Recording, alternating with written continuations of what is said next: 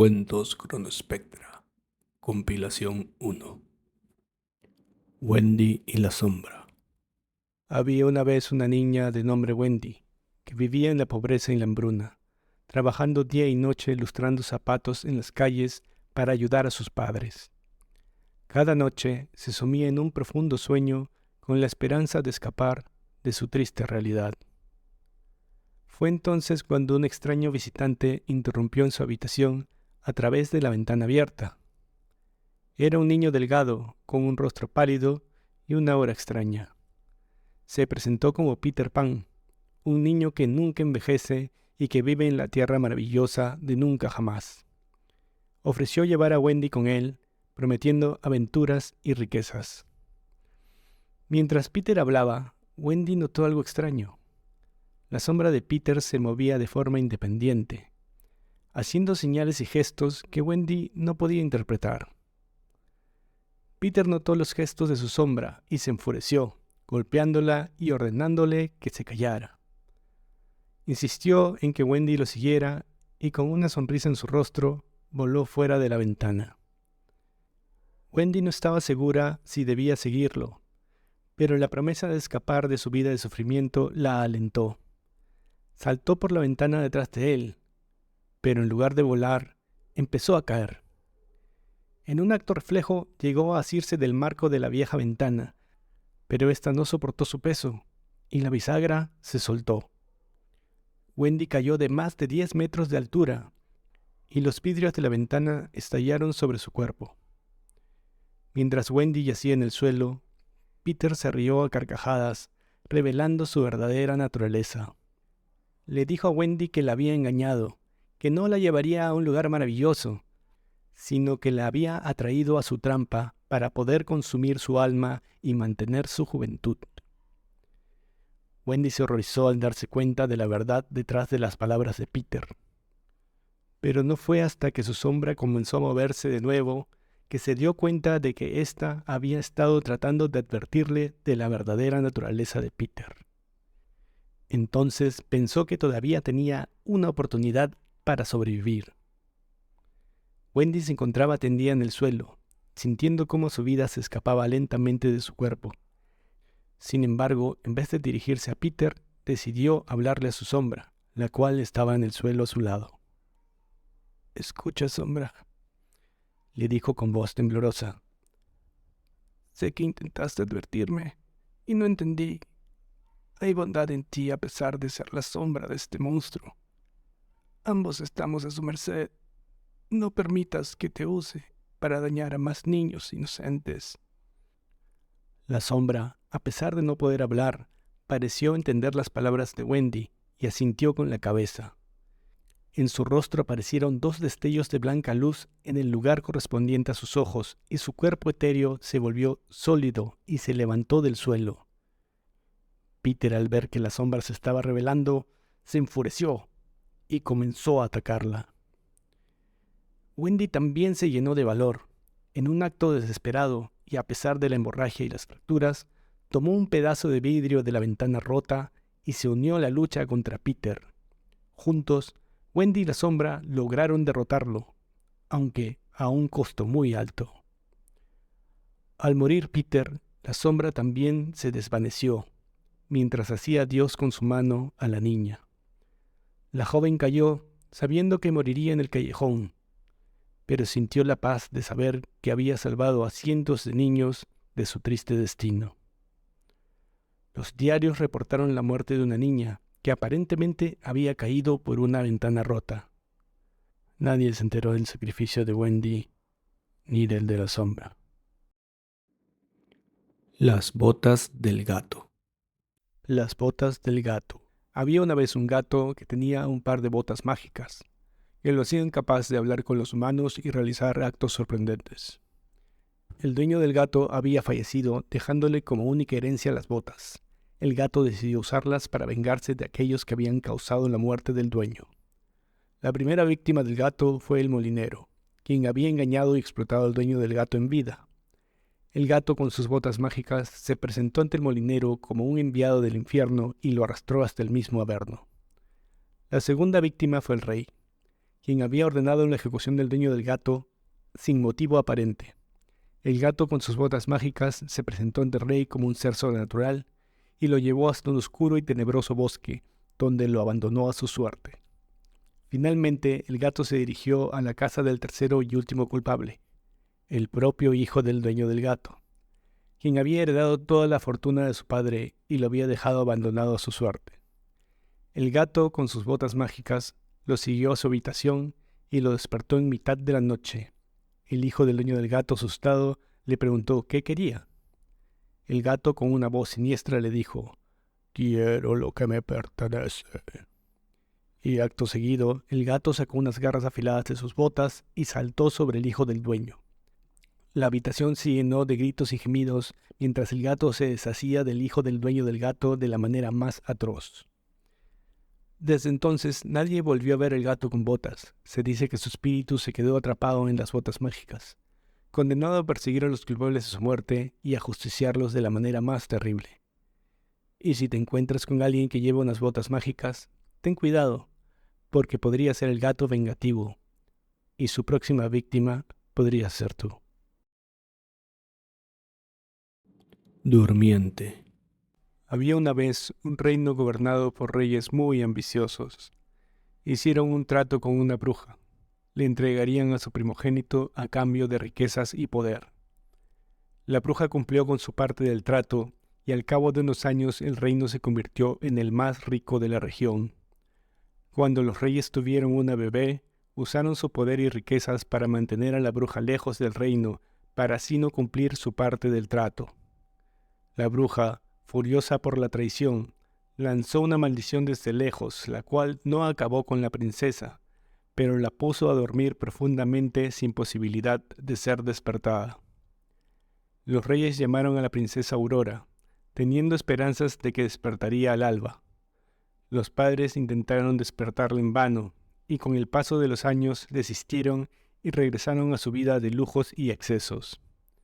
Aurora durmió durante años, sin embargo, a pesar de estar dormida, aún podía escuchar todo lo que sucedía a su alrededor. La voz de sus padres discutiendo sobre su engaño, su traición a la bruja y su sed de poder. Aurora se sentía atrapada en un sueño eterno, lleno de pesadillas y dolor. Sin embargo, con el tiempo, comenzó a comprender que podía alimentarse del miedo y la desesperación de sus pesadillas. Se hizo más fuerte, más astuta, y aprendió a controlar el poder de las pesadillas. Después de años de dormir, usando su nuevo poder, Aurora despertó, pero no como la dulce princesa que todos esperaban. Se había convertido en una criatura oscura y malvada, llena de ira y venganza contra sus padres y la bruja. Aurora comenzó a usar su poder para sembrar el caos en el reino. La gente temía su nombre y la llamaban la bruja de las pesadillas. Usando su astucia y su magia, logró vengarse de sus padres y la bruja, haciendo que pagaran por sus traiciones. Desde entonces, la bruja de las pesadillas gobernó el reino con mano de hierro, sembrando miedo y caos en todas partes. Aquellos que intentaban enfrentarla eran rápidamente eliminados, y así el reino vivió bajo el reinado oscuro de la princesa Aurora por muchos años más. Caperuza. Una niña había sido enviada por su madre para llevar comida a su abuela enferma, quien vivía en una cabaña en el bosque. La niña se puso una caperuza blanca, se despidió de su madre y emprendió el camino, llevando una cesta con pan, queso y vino. Mientras caminaba por el bosque, la niña comenzó a notar un extraño olor a podrido. Al llegar a la cabaña de su abuela, la encontró sumamente cambiada. La puerta estaba entreabierta y el lugar se encontraba en un estado deplorable. La abuela yacía en la cama, parecía estar extremadamente enferma. La niña se acercó a ella y notó que tenía una extraña sonrisa en su rostro, casi diabólica. La niña trató de hablar con ella, pero la abuela no respondió. Entonces la niña notó algo aún más extraño. La abuela tenía una piel cubierta de úlceras y un par de enormes colmillos salían de su boca. De repente, la abuela se levantó de la cama y saltó sobre la niña. Ella intentó luchar, pero la abuela era más fuerte y la mordió en el cuello. La niña cayó al suelo incapaz de moverse. Entonces la abuela se transformó en un monstruo horrendo. Sus ojos se volvieron rojos y su piel comenzó a caer. La niña se dio cuenta de que había sido engañada todo el tiempo. La abuela no estaba enferma, era una bestia sedienta de sangre. La niña logró arrastrarse hasta la cesta de comida que había llevado y sacó un cuchillo. Con todas sus fuerzas logró clavarlo en el corazón del monstruo que había sido su abuela. Pero la criatura no murió. En cambio, se levantó de nuevo y se abalanzó sobre la niña. Fue en ese momento que un cazador entró en la cabaña y vio la escena macabra. El hombre mató a la bestia con su rifle, salvando a la niña. Pero la pequeña ya había sido mordida y pronto comenzó a mostrar signos de transformación. El cazador decidió quemar la cabaña con el cuerpo de la bestia dentro, junto con la cesta de comida y todo lo demás. Entonces la niña se convirtió en una criatura igual de espeluznante que lo que había sido su abuela y atacó al cazador desprevenido. Su caperuza blanca se tiñó de rojo con la sangre y desde entonces se dice que en el bosque habita una bestia terrible, capaz de engañar a cualquiera y con hambre insaciable. El traje. Había una vez, en un pequeño y apacible pueblo, un joven e inocente sastrecillo llamado Leo. Era experto en su oficio y muy hábil al coser. Un día, al matar 7 moscas de un solo golpe, la noticia se esparció por el pueblo, pero la gente creyó que había derrotado a 7 personas en vez de moscas. Esta historia llegó a los oídos del rey, quien, al creer que Leo era un gran guerrero, decidió aprovecharse de su valentía. El rey, astuto y malvado, llamó a Leo y le encomendó 3 misiones a cambio de la mano de su bella hija en matrimonio. Lo que Leo no sabía era que estas pruebas traían malas intenciones, ya que el rey tenía oscuros planes detrás de cada una de ellas.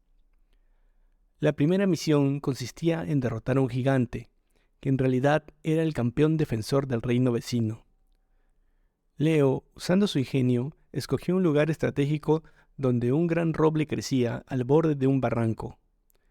Retó a duelo al gigante en nombre del rey. Creó un atuendo igual al del rey y con él vistió a un maniquí que posicionó junto al roble. El sastrecillo usó los hilos más fuertes para así hacer del maniquí una especie de marioneta, la cual él controlaba desde lo alto del árbol.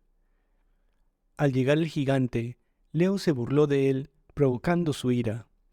El gigante corrió hacia la marioneta y Leo trató de alzarla para que el gigante cayera por el precipicio. Leo llegó de vuelta al palacio triste y acongojado. El rey le preguntó qué sucedió, si había derrotado al gigante. Leo le respondió entre sollozos que sí, pero que su treta había salido mal, y en lugar de hacer que el gigante cayera por el barranco y quedara inconsciente y humillado, los hilos de la marioneta se enredaron en su cuello y en las ramas del roble. Al caer el gigante se decapitó, cuando los hilos cortaron su cuello. En lugar de regañarlo, el malvado rey se echó a reír y felicitó efusivamente al sastrecillo, y le dijo que estaba orgulloso de él. Leo se sintió mejor al ver la reacción de su rey. Más calmado, Leo se dirigió a cumplir con la segunda prueba, mientras el rey ordenó que se iniciara una guerra contra el reino vecino, aprovechando la ausencia de su campeón. La segunda misión era matar a un legendario jabalí, que en realidad era un ancestral espíritu de la naturaleza. Para esto, Leo creó una trampa usando la espada del gigante, la cual se rumoraba era mágica debido a que tenía un filo sin igual. Se fabricó un traje que lo camuflaría en el bosque con los colores de los árboles y las hojas. Creó un mecanismo de trampa y cuando el jabalí estuvo en la posición correcta, cortó los hilos que detenían a la espada que estaba colgada de manera que cayera con un movimiento pendular y atravesara a la bestia. Y tal como lo planeó, la espada atravesó el corazón del jabalí, dándole una muerte casi instantánea. Al ver el dolor en los ojos del animal, Leo sintió un acongojamiento en su pecho. Sacudió su cabeza, sonrió y pensó en lo orgulloso que estaría el rey de él. El rey felicitó a Leo muy contento del resultado, y cuando éste se fue, el monarca declaró el bosque suyo para practicar la caza por diversión, sin importarle los estragos que causaría en la naturaleza. La tercera y última misión era cazar al unicornio, una criatura sagrada y bondadosa. Leo pensó que la mejor manera de acercarse a la elusiva criatura era crearse un disfraz con la piel del legendario jabalí. Tal como lo supuso, el unicornio no vio peligro ante la llegada del jabalí, quien en vida fue un espíritu de la naturaleza. Leo se acercó con cuidado y en el último minuto apuñaló al unicornio con uno de los colmillos del jabalí legendario. Esta vez, Leo no sintió el más mínimo remordimiento, y cegado por su orgullo y su arrogancia, se hizo una gran aguja con el cuerno del unicornio. Sin embargo, al hacerlo, desató una terrible maldición. Dios, enojado por la profanación de la criatura sagrada, convirtió a Leo en un demonio hediondo y horrendo, condenándolo a nunca descansar en paz. Al regresar al palacio, Leo exigió la mano de la princesa como recompensa, pero el rey, al verlo convertido en un monstruo, se negó a cumplir su promesa. Consumido por la ira, Leo utilizó su aguja mágica para derrotar a los guardias y al rey, y luego de acabar con todos, atrapó a la aterrada doncella que solo se limitó a sollozar, derramando una lágrima. Al ver esto, Leo se detuvo. Vio su monstruoso reflejo en los ojos de la joven y recapacitó. ¿Qué he hecho?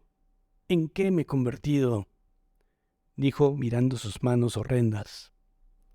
Dejó a la princesa y huyó del reino. Desde entonces, Leo vagó por el mundo, tratando de controlar su ira y buscando la redención por sus actos. Sin embargo, de vez en cuando, no podía controlar su furia y cometía asesinatos y masacres sin control, solo para reaccionar después de la matanza y sufrir por siempre por el dolor y el peso de su conciencia.